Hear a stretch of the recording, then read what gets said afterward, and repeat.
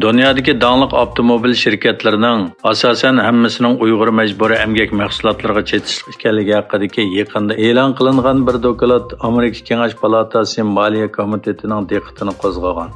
Avtomobil xabarlari gazetining bildirishicha, Amerika Kengash palatasining Moliya komiteti hamma bab motor, Tesla, Ford va Honda qatorliq avtomobil shirkatlariga xat yozib, ularning Xitoy ta'minlash zanjiri bilan bo'lgan aloqasiga doir savollarga javob berishni talab qilgan. Kengash palatasi Moliya komitetining raisi Ron Wyden bu shirkatlarning ijroiya direktorlariga yozgan xatida avtomobil ishlab chiqaruvchilarning Shinjongga chetishlik barliq mol ta'minlaguvchilar bilan bo'lgan munosabatini tekshirishning intayin muhim ekanligini aytgan. Sharq Turkiston mustaqillik kurashi yo'lida issiq qon va jonlarni fido qilgan qahramon shehidlarni xotirlash munosabati bilan juma kuni Istanbulda Sharq Turkiston shehidlar kechasi faoliyati o'tkazildi. Faoliyatni Xalqaro Sharq Turkiston tashkilotlar birligi o'rinlashtirgan bo'lib, Istanbulda yashayotgan Uyg'urlar ishtirok qildi. Xitoyda atalmış nol Covid siyosatini bo'shatgandan keyin yuqumlanuvchilar sonida rekord yaratilganligi oshkorlandi.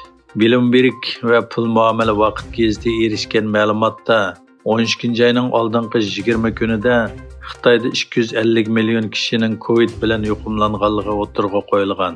Dokladga qaraganda, bu xil ahvol Xitoydagi 1 milliard 400 million nopusning taxminan 18% ni egallaydi ekan. Bu Xitoy virusi o'tirg'a chiqqandan buyon hozirga qadar dunyodagi eng zo'r yuqumlanish bo'lib qolgan.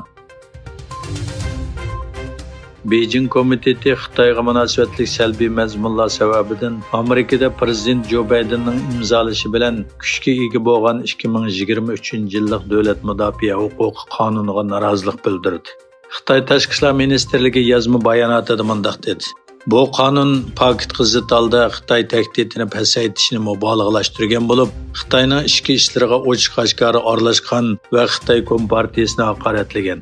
Davlat mudofaa ministrligi bayonotida mundaq dedi: Bu qonun Washingtonning Amerika-Tayvan munosabati va orolning bexatarligiga qanchalik ahamiyat beradiganligini ko'rsatib berdi. Angliya askarlarining shaxsiy uchurlarni Xitoyga chetishlik shirkat bilan o'rtoqlashishi Angliya parlament a'zolarining andisini qo'zg'adi. Angliya davlat mudofaa amaldorlarining bir Xitoy savdogar mudiriyat a'zoligini qilayotgan shirkat bilan bo'lgan hamkorlik kelishimi andish qo'zg'adi. Parlament a'zolari bu haqda Xitoy shirkatlari bilan Xitoy davlatining chambarchas bog'langanligini ogohlantirgan. Yaqinqi bir necha hafta ichida Xitoyda yuqumlanuvchilar sonining ko'payishi sababidan Germaniyada Xitoyga uchadigan aeroplanni to'xtatish kun tartibga keldi. Germaniya qatnash ministrligi bo'lsa, Germaniya bilan Xitoy o'rtasida navbatchi aeroplan yo'q deyarlik ekanligini o'tirg'a qo'ydi va Germaniya yoki Yevropa ittifoqining uchishini cheklash buyrug'ini yo'lga qo'ymaydiganligini o'tirg'a qo'ydi.